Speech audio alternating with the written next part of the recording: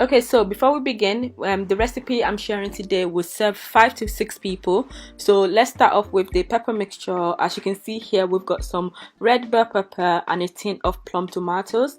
I use a lot more bell peppers than the tomatoes in my jollof rice because I like my jollof rice to be nice and rich and colorful, and the bell pepper contributes to making that happen. So I have here 3 red bell pepper, and even though I'm showing you a whole tin of plum tomatoes, I'm actually only going to use half of this tin for this recipe.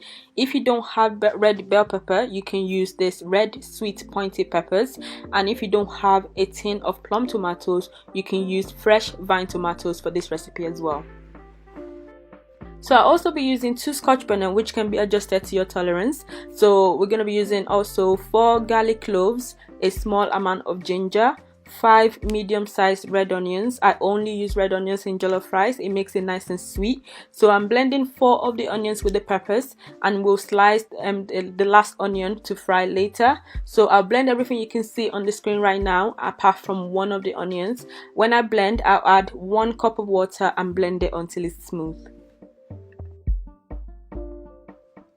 So the next ingredient is the rice. I'll be using long grain rice, and my favorite brand is Tolly Boy. I will be using 4 cups of rice. This is the measuring cups that I use for the rice. If you want fluffy rice, because we're trying to avoid mushy jollof rice right now, so we'll need to ensure that the starch is washed out of the rice. So that means you will wash and drain the rice until the water is clear. The next ingredient is the tomato puree. This is the main ingredient that makes the jollof rice very colorful. As I said before, the red bell pepper really does make a difference, but adding the tomato puree is necessary. So I'm using half of this tin, which is 105 grams. I'll also use some chicken stock. You can use meat stock. I'm only using chicken stock because I cooked chicken earlier and I saved the stock for the jollof rice. So we'll also need some oil. You don't need a lot of oil for jollof rice, so don't overdo it. The last part of the ingredient is basically the spices and seasonings. So we need salt to taste, some seasoning cubes or any other seasonings of your choice. I'm using Knorr chicken seasoning cubes. We also need 3 bay leaves, curry powder, and thyme. Now that we've got everything covered in terms of the ingredients, so we can start cooking.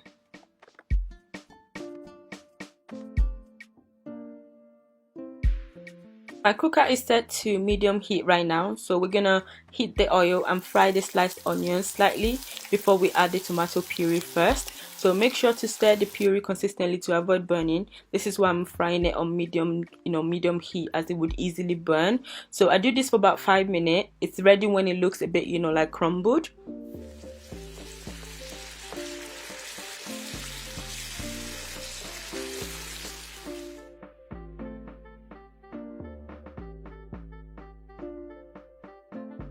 So once the tomato puree is ready, so I add the blended pepper mixture. To avoid soggy rice, I prefer to measure this part. So I added 4 full cups of pepper mixture, which is the same amount of rice I'll be cooking. So 4 cups of blended peppers and 4 cups of rice always work for me. So I just stir it all together. I like to add the bay leaves straight away to start off the flavor, and I cook this for 5 minutes on medium to high heat.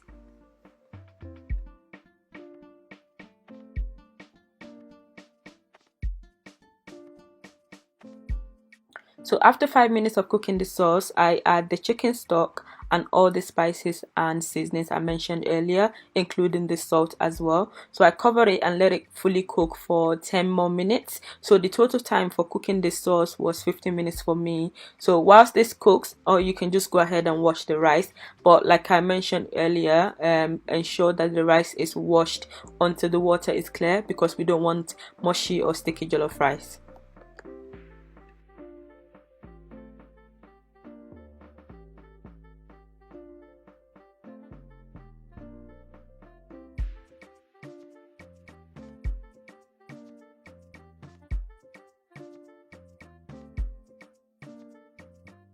So after 15 minutes, the sauce would have thickened, and this is the best time to taste, just in case you need to adjust the seasoning or the salt. I ended up adding a little bit more salt to mine. So once you are satisfied with your sauce, you can add the rice and stir it with the sauce thoroughly and make sure it's properly mix together.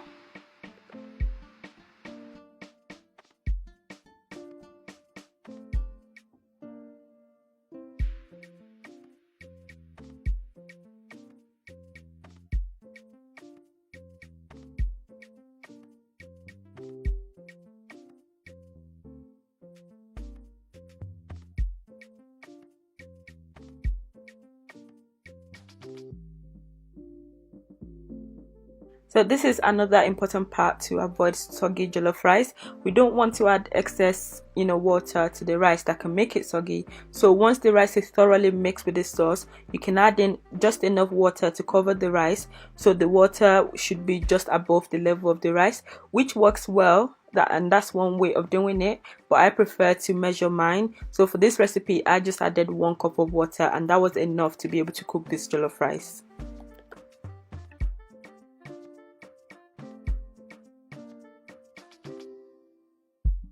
So cover it with foil first to lock in the heat and the moisture, and then cover it with the lid. We're gonna cook this on medium to low heat. It needs to be this kind of heat to cook the rice thoroughly, because we've not really added a lot of water to the rice, and we don't want it to burn, or we don't want like hard rice, so it needs to be like on medium to low heat. So after 20 minutes, this is what it looks like.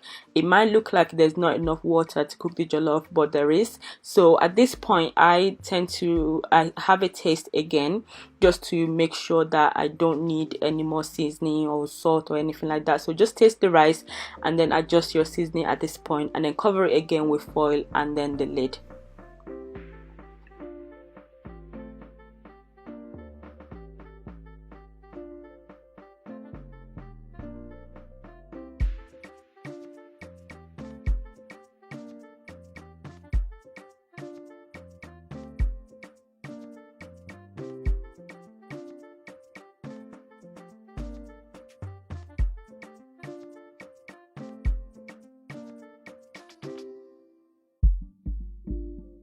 After another 20 minutes, the rice is nearly ready. We just need it to be fully dry. As you can see, it's still a little moist, and at this point, if you taste the rice and you feel that the rice is already soft to your own liking, then you don't need to use the foil anymore. You just need to use the lid only, as you won't need the extra steam that the foil provides. So but with mine, the rice was still a little hard, and that's why I left the foil on to complete the cooking process for another 10 minutes.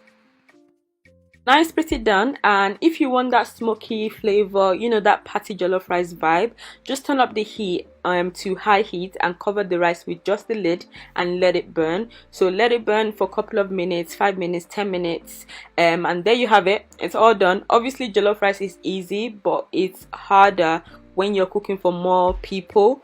But measuring the rice, measuring the pepper mixture, and everything I add together really does help me to gauge how I want the jollof rice to turn out. So yeah guys, this is my way of making jollof rice, and I know there are tons of different ways to make it, but I hope you try this one, and please let me know what you think. I hope you've enjoyed this video. Please let me know if you know what you want me to cook next in the comment section below, and I'll try and make it happen. So thank you so much for watching, and please don't forget to subscribe. I'll see you guys next time. Bye.